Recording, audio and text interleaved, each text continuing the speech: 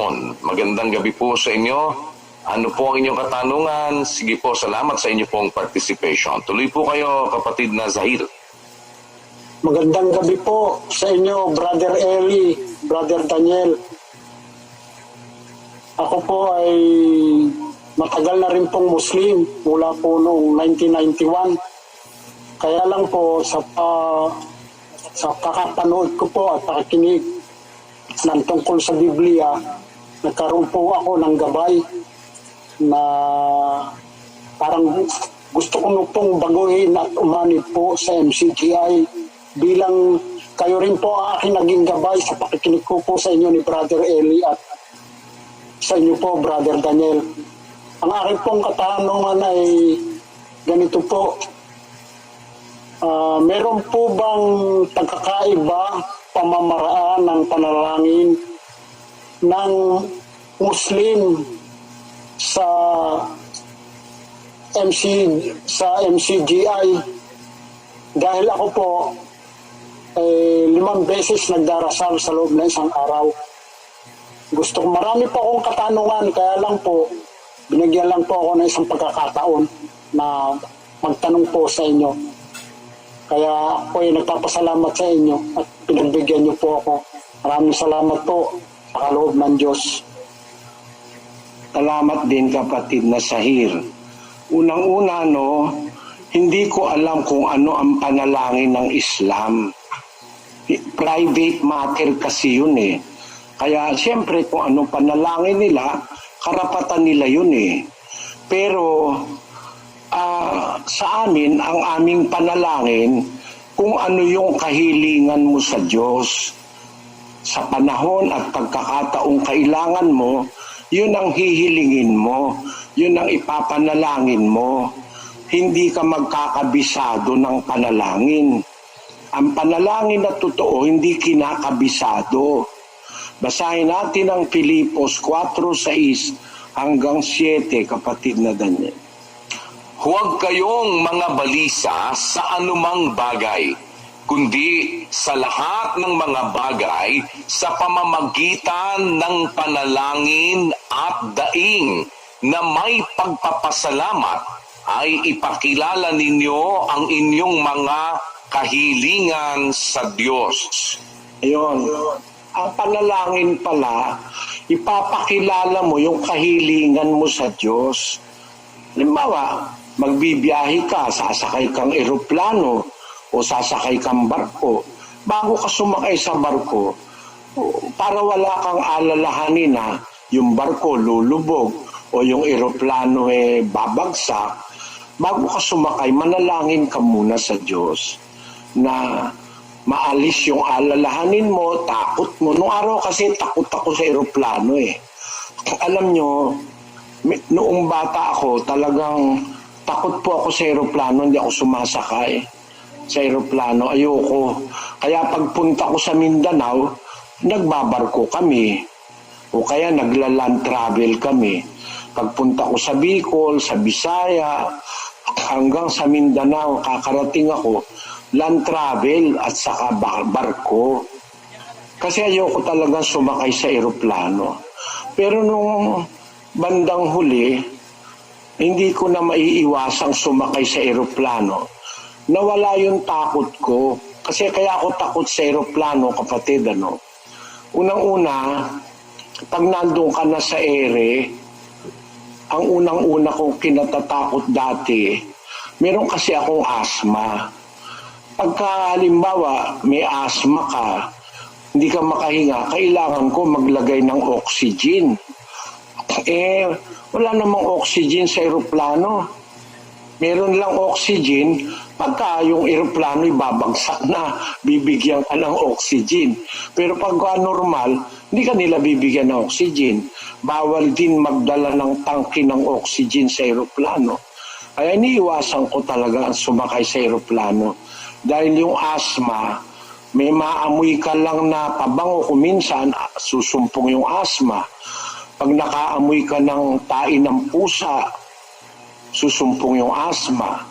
Yung amoy ng sigarilyong mabaho, susumpungin ka. Kaya ako hindi ako sumasakay sa eroplano. Pero dumating yung panahon, kailangan ko na talagang sumakay sa eroplano. Ang lalayo kasi ng lugar dito sa Brazil, 3,000 kilometers, 4,000 kilometers, mag-e-exposition ako. Hindi pwedeng hindi ako mag-e-eroplano kasi kung magbibiyahe kami, 1 linggo kami magbibiyahe, wala na akong magagawa. Kaya ayan, sumasakay ako sa eroplano. Pero bago ako sumakay, nananalangin ako. Ang panalangin, sabi ng Biblia, huwag kayong mabalisa sa anumang bagay, kundi sa lahat ng bagay, sa pamamagitan ng panalangin at daing na may pagpapasalamat, ipakilala ninyo ang inyong mga kahilingan sa Diyos. Sasakay ako sa eroplano, uusal ako ng dalangin. Panginoon, sana po ingatan mo kami sa paglalakbay. Gabayan mo ang piloto para kung mayroong panganib ay hindi kami mapahamak. Kasi minsan 20 kami, mahigit 20, sasakay ka sa eroplano. Mahal nga ang pamasahe kuminsan kasama ko pa pati yung aking apo, siyempre mananalangin ka sa Diyos, hihingi ka ng tulong ng Diyos, no? Para wag kang nag-aalala. Yun ang panalangin, kapatid na Sahir. Paghiling sa Diyos, hindi kinakabisado yun. Kung ano yung kailangan mo dun sa oras, halimbawa, nagising ka, magpasalamat ka sa Diyos. Pagka nagising ako, salamat po Panginoon, nakita ko pa ang isang panibagong umaga. Samahan mo po kami, ang aking sambahayan. Iligtas mo po kami sa lahat ng kasamaan sa paligid. Iligtas mo rin kami sa mga kapahamakan. At sana gabayan mo kami sa maghapon sa aming paggawa. Salamat po sa iyo sa pangalan ng aming Panginoong Hesus. Ayun ang panalangin ko sa umaga. Sa gabi naman, mananalangin ako uli. Hindi naman kailangan 5 beses isang araw. Sa Biblia hindi. Umaga't gabi ang panalangin. Pagkagising at pagka matutulog. Pag matutulog, Panginoon, Amang makapangyarihan, salamat po sa isang maghapon na ipinagkaloob mo na kami ay ligtas sa maraming ligalig sa buhay. Sa aming pagtulog, sana po pakiingatan mo kami, ang aking sambahayan, aking mga mahal sa buhay, ang mga kapatid sa iglesia. Pakiingatan mo samantalang kami natutulog. At patawarin mo kami sa aming mga nagawang kasalanan sa maghapong ito. Salamat po sa iyo, Ama, sa pangalan ng aming Panginoong Hesus. Amen. Ayun, simpleng panalangin, nauunawaan naman ng Diyos yun eh. No? Yung sinasabi dun sa kanta na, I believe above the storm, the smallest prayer will still be heard. I believe that someone in the great somewhere hears every word. Every time I hear a newborn baby cry or touch a leaf or see the sky, then I know why. I believe. Every time I hear a newborn baby cry or touch a leaf or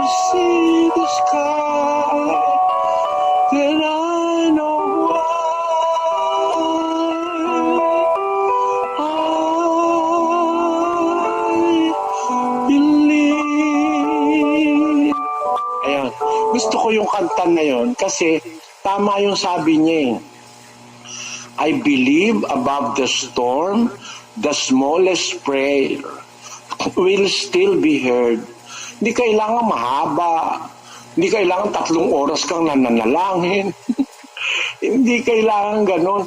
Mga apostol, kung manalangin, sandali lang eh. Nanalangin nga sila, hihingi sila ng kapalit ni Judas na nagtraidor. Wala pang 1 minuto panalangin nila eh. Yung Our Father na itinuro ni Kristo sa mga unang Kristiyano, wala pang 1 minuto yun. Our Father, sa pagka tinalangin mo, hindi mo kinakanta, Our Father which art in heaven. Timean mo nga, ulit. Timean mo, lagyan mo ng time. Our Father which art in heaven, hallowed be thy name. Thy kingdom come, thy will be done in earth as it is in heaven. Give us this day our daily bread, and forgive us our debts as we forgive our debtors. And leave us not into temptation, but deliver us from evil. For thine is the kingdom, and the power, and the glory forever. Amen. Kita mo, kalahating minuto lang yan eh. Mananalangin ka. Ang dai-dai mong daldal ng daldal. Parang Katoliko, ulit-ulit. Bawal ni Kristo yan. Basahin natin sa Mateo, Kapitulo 6, versikulo 7. Pakinggan nyo. At sa pananalangin ninyo ay huwag ninyong gamitin ang walang kabuluhang paulit-ulit na gaya ng ginagawa ng mga hentil, sapagkat iniisip nilang dahil sa kanilang maraming kasasalita ay didinggin sila. Huwag nga kayong magsigaya sa kanila, sapagkat talastas ng inyong Ama ang mga bagay na inyong kinakailangan bago ninyo hingin sa Kanya. Yan, wag na tayong mananalangin ulit ng ulit. Abaginong Maria, Abaginong Maria, Abaginong Maria. O kung ano-ano yan. Toring-garing, pinto ng langit. Ay, kung ano-ano pinagtatatawag. Wala sa Biblia yan, mga kababayan. Tori ni David, panalangin mo kami. Tori na garing, panalangin mo kami. Bahay na ginto, panalangin mo kami. Kabanantipan, panalangin mo kami. Pinto sa langit. Buti nga hindi sinabi bisagra ng pinto sa langit. O baka pati tornilyo ng pinto sa langit eh. Utusan mo pang manalangin. Napakamali namang aral niyan ng Katoliko. Wala sa Biblia yan. Ang panalangin, hindi naman kailangang mahabang-mahaba para maintindihan ka ng Diyos. Ang Diyos maunawain, yung pa nga sinasabi, sabi ni Kristo eh, nalalaman niya ang kinakailangan nyo bago nyo hingin sa Kanya. Kaya wala kayong katwirang manalangin ng paulit-ulit. Walang katwiran dyan. Na doon sa mismong oras na yon uulit-ulitin mo. Pwede siguro ulitin mo ibang pagkakataon para ipakita mo sa Diyos na kailangan mo talaga kaya inuulit mo. Pero doon din sa oras na yon na pagkakataon, bibira ka ng 53 beses na Hail Mary. Yung rosaryo, bago mo matapos yan, 59 ang ano yan eh, buto yan eh. Bibirahan mo 53 na Hail Mary. Ano yun? Saan ang galing yun? Panalangin ba yun? Ang panalangin, paghiling sa Diyos, hihiling ka ng kailangan mo for the moment. Bumabagyo halimbawa, babaha, bumabagyo Panginoon. Sana po iligtas mo kami dito sa panganib ng bagyong ito. Malakas na hangin, malakas na baha. Iligtas mo po kami, ang aking sambahayan, ang aking mga kapitbahay, pati na po yung mga galit sa amin. Iligtas mo po sana sila, pati mga kaaway namin. O yun ang panalangin. Hihingi ka ng awa sa Diyos.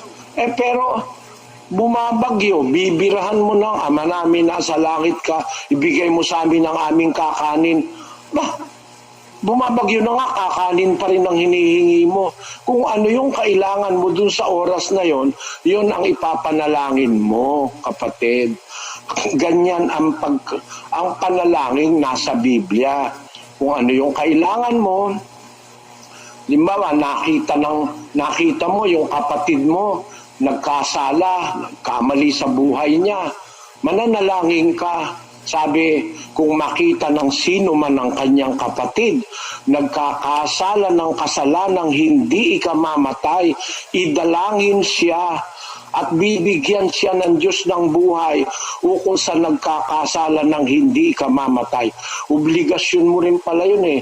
Bawa nakita mo yung kapatid mo gumawa ng hindi tama, ang unang-una mong gagawin, huwag mong ichichismis, lumuhod ka sa Diyos, panalangin mo siya, sana maliwanagan siya para wag siyang mapahamak.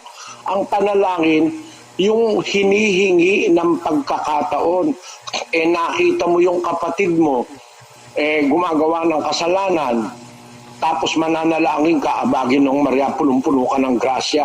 Ano kinalaman ng punong-puno ng grasya si Maria doon sa kapatid mo nagkakasala?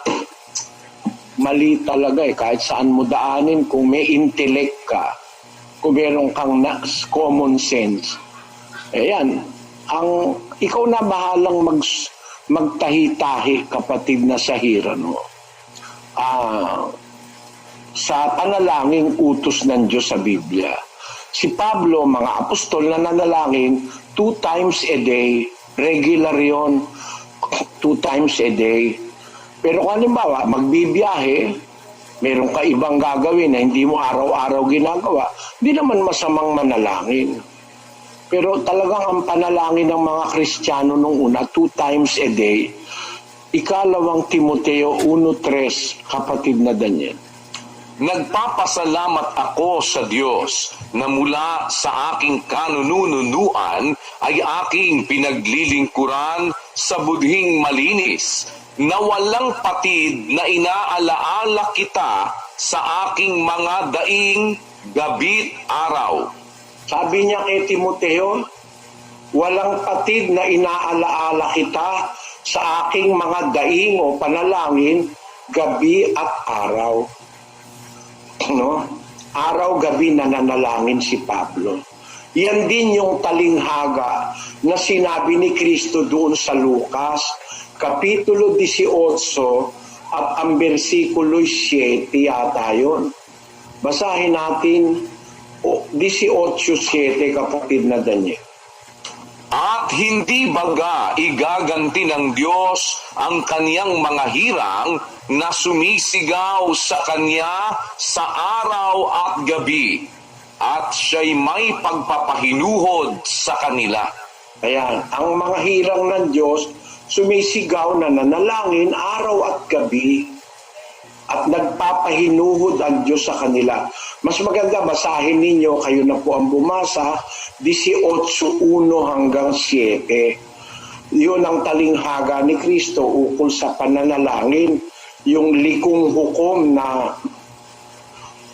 kababalik ng babae, ipinaghiganti niya yung babaeng bao. Kung babasahin niyo yung talinghaga. Ang ibig sabihin, ang mga hinirang ng Diyos, nananalangin sa Kanya gabi't araw. Yun din ang ginagawa ni Pablo. Hindi naman sobra. Kasi matindi naman pagka mananalangin ka ng 3 oras, tapos uulitin mo pa ng 6 na beses maghapon. Wala nang gagawin ng Diyos kundi pakinggan ka ng pakinggan. Buti kung papakinggan ka niya. Hindi nakikinig ang Diyos doon sa panalangin na inuulit-ulit at kinakabisado. Ang panalangin pinakikinggan niya yung nanggagaling sa puso. Hindi maraming daldal-daldal. Hindi. 5:2 ng Ecclesiastes. Huwag kang pakabigla ng iyong bibig, at huwag magmadali ang iyong puso na magsalita ng anumang bagay sa harap ng Diyos, sapagkat ang Diyos ay nasa langit at ikaw ay nasa lupa. Kaya pakauntiin mo ang iyong mga salita. Basahin nga natin sa English yan. Hindi yata pinuturo ng Katoliko yan no? Basahin natin. Be not rash with thy mouth, and let not thine heart be hasty to utter anything before God. For God is in heaven, and thou upon earth. Therefore, let thy words be few. Basahin natin sa 7 dialect natin ginagamit. Ayaw pagpadalya, pagsulti ang imong bakba, ug ayaw pagpadalya, pagpamulong ang imong kasing-kasing sa bisan unsang butanga sa atubangan sa Dios. Kaya ang Dios atuwa man sa langit, ug ikaw ana sa ibabaw sa yuta. Busa, pagdiyutaya ang imong mga pulong. Pagdiyutaya ang imong mga pulong. Hindi kailangan yung habang-haba ng pinagdadaldal mo, hindi mo naman kailangan habaan para maintindihan ka ng Diyos. Sabi naman sa Kapampangan, sabi, eka magbugaso, kingke kang asbo, at eya sa magmalagwa ingke kang puso, agong kasking nanumang bagay kingarapan na ning Diyos. Ulingin Diyos at tiyubanwa, ikatyu kaking babo ning lagwag, inyapin, ditakan mo sa dingke kang amano. Sa Ilocano, sabi riyan, di ka, pagdarasudasan, tingiwat mo, ngendi ka palubosan, nga agdaras ta pusom, nga agsao ti anyaman, iti sangguanan ti Diyos. Tati Diyos ada sa dilangit, ket sika iti rabaw ti daga. Gapuna, manmano kumadagiti saom. Ang liwanag sa Biblia. Huwag masyadong habang-haba. Naiintindihan ng Diyos yun. Hindi ka naman kailangan magpaliwanag ng marami. Tapos doon naman sa Bicol, dahil mo parikason ang sa imong ngoso, minsan ang sa imong puso, dahil mo pagpahumarihon sa pagtaram nin katataramon sa atubangan nin Diyos, hulita ang Diyos idto sa langit, asin ika sa ibabaw nin daga. Kaya nga ni, kadikit sana saan sa imong mga tataramon. Hindi kahit saan basahin natin ngayon sa sa Hiligaynon. Dili ka magdaso-daso sa imong baba, kag ang imo tagipusoon hindi maghinali sa pagmitlang sing bisan nga butang sa atubangan sang Dios. Kaya ang Dios yara sa langit, kag ikaw sa duta, gani magdiutay ang imo mga pulong. Magdiutay, mga Bisaya, diutay lang. Hindi kailangan ng Diyos yung marami. Ginong Maria, punong-puno ka ng grasya. Ginong Maria, punong-puno ka ng grasya. Ginong Maria, punong-puno ka ng grasya. Uulit-ulitin mo. Niloloko mo na lang ang sarili mo niyan kung naniniwala ka sa Biblia. Pakauntiin mo ang iyong salita. Basahin natin sa Pangasinense. Ako dyan? Suko ako dyan. Pakibasa mo nga. Agka man bengat-bengat ed sangin, tanag mo paulian supusum amang ganat amang ibusngaw na anggan anto ed arap na Dios. Tasay Dios wala ed tawen, tansika wala ka ed tapu na dalin. Kanian saray salitam, matalag irakumon. Matalag. Irakumon. Konti lang. Hindi kailangan ng Diyos ang marami. Meron nga kawikaan one word is enough for a wise man. Sabi sa Tagalog, walang salitang sabi, walang katagang sabi sa marunong umintindi. Pag marunong umintindi, hindi marami yung habaan ng habaan. katagalang ang sabihin mo, naintindihan na agad.